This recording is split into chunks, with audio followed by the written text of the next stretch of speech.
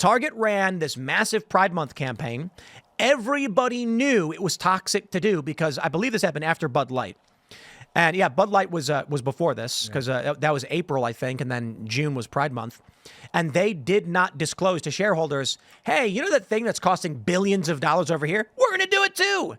So we may see this. We may see a serious victory. They say, due to boycotts against Target, the company lost $10 billion in market valuation between May 18th and May 23rd, with an overall loss between May 17th and October 6th of that same year of more than $25 billion in market capitalization. In denying Target's motion to transfer, the court noted that many of Target's directors live outside of Minnesota, and most of its corporate employees are required to come into the office once per quarter, implying that many of them work remotely. Furthermore, Target's 2020, 21, 22, and 23 shareholder meetings did not occur in Minnesota. For these and other reasons, Target failed to carry its burden in demonstrating that this court should transfer the securities litigation case to the District of Minnesota. Wow. So are they trying to say that since they saw how Bud Light tanked their stock with the Dylan Mulvaney fiasco, that Target, since they already set up their, because I worked in retail many years ago, but the idea is, I don't think they're connected. Okay, they're not connected. I think the point is everybody knows that these campaigns are extremely politically divisive. Okay. And Target did not disclose, hey, this is actually a political ideology that's risky, and they should have. Now, granted, the court didn't say they did. They're saying you can't dismiss this. Like, we're going to move forward and hear the evidence, and this could result in Target getting serious penalties for running these Pride campaigns. But I'll tell you this, where we're at right now with this, it's going to send chills down the spine of every other corporation. Yeah. Not only Donald Trump's victory and the Republican sweep, but seeing that they couldn't get this dismissed, companies are going to be like, yeah, we stay away from that stuff. They won't go broke. They have a fiduciary responsibility to inform the shareholders of things that they're going to do that may negatively affect the stock price. And if you're going to do something that's controversial, again, like we were talking about, we were just talking about why you wouldn't advertise with people that say controversial things, whether they be, acceptable to one group or not. But, when it comes to things like LGBTQ stuff, especially stuff that's geared towards children, that's a risky thing to talk about and to have in your store, and to make that, to not disclose that to your shareholders when they're the ones that are, they have a right to know what you're going to be doing and what you're doing. And if you do something that could negatively affect the stock price, you're obligated to let your shareholders know. And if you cost people money, you've cost them money, they may have the right to say, hey, you owe me money. I want my money back. I lost money because you mismanaged the business that I invested in. I think the important thing to understand, and that I have little respect for, is these people saying, like, we better watch out for cancel culture on the right. And I'm like, look, I am not some surface level classical liberal guy who is like, all free speech must be protected at all times for everybody, no matter what. That's silly. I was naive probably 10 years ago as to regard to these things. And now it's very clear that there is moral worldview, and there are those that would adhere to one and those that would not. So it's not so easy to say, I believe in free speech, because then you end up with woke institutional elements trying to destroy you. So my view is simply, overwhelmingly, I agree with free speech, but I don't defend the free speech rights of people who seek to destroy my rights. That's it. That's where the line is. I will not aid and abet people who are trying to destroy our worldview and our values that pertain to, classical liberal traditions and things like this.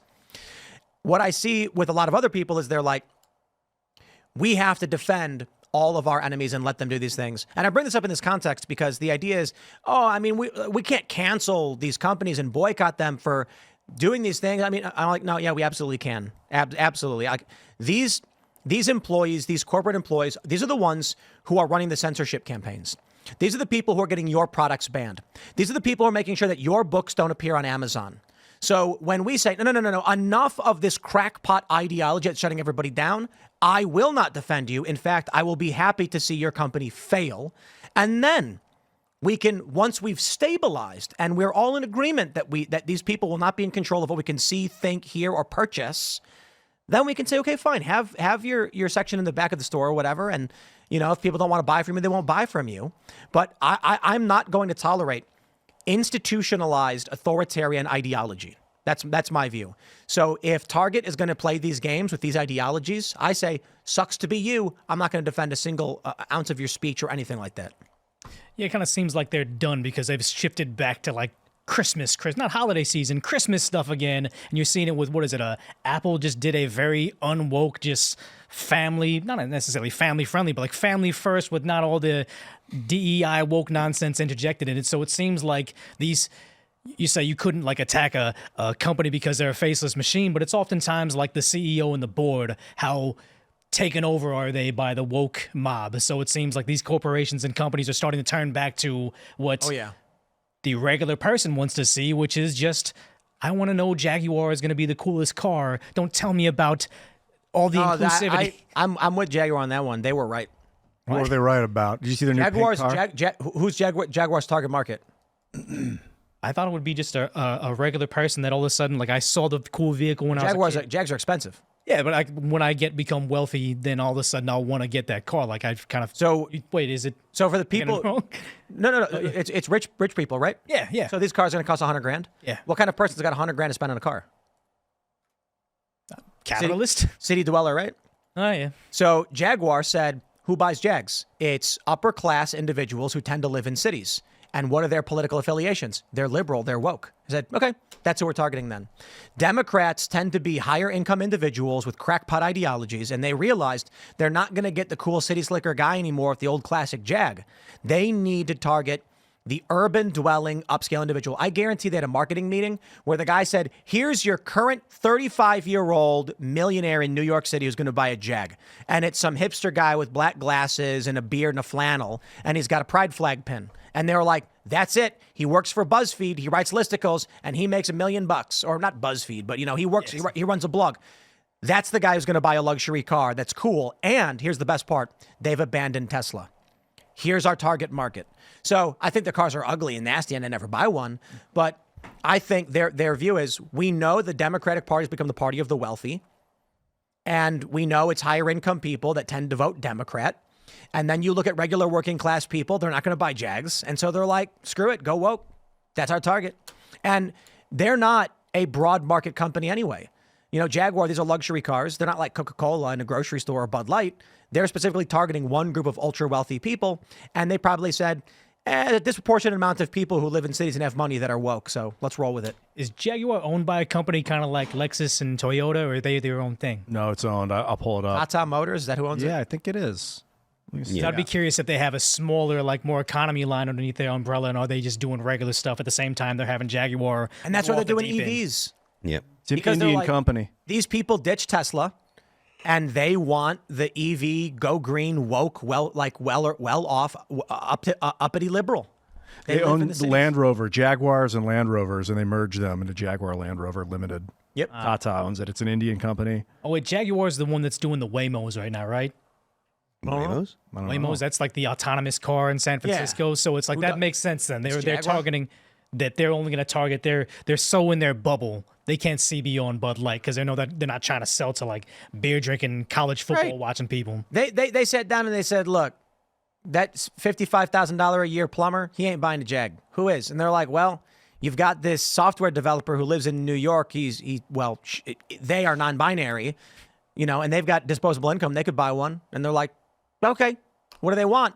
I don't know, baby blue and salmon pink with a trans did you flag see on the it? new pink Jaguar? I just saw the reveal today. It's awful. That's I like the front from the straight on, and then you go on the back and you're like, now it's getting ugly and oblong. Yeah, I'm kind of drawn to it. It's electric? Yeah, they're all electric. Okay. And they're just so goofy. The real like thin looking Hey, look, lights. Oh, that really changes They're very my Art perspective. Deco. Yeah. Get woke, go broke. I gotta say, get woke, go broke. All concept cars don't really turn out to be what actually goes on the assembly line out there for the regular people. But it does change my perspective on this, because then you're saying how like they targeted their people, and us seeing from the outside in, what is it, all the promotional stuff for that Wicked movie. And it's like, it was insufferable for anybody regular, but my girlfriend loved it. I heard it's doing great on the, box office, so they know their target demographic. Thanks for checking out this clip from Timcast IRL. Make sure to watch the show live Monday through Friday at 8 p.m. Subscribe to this channel, and we will see you all there.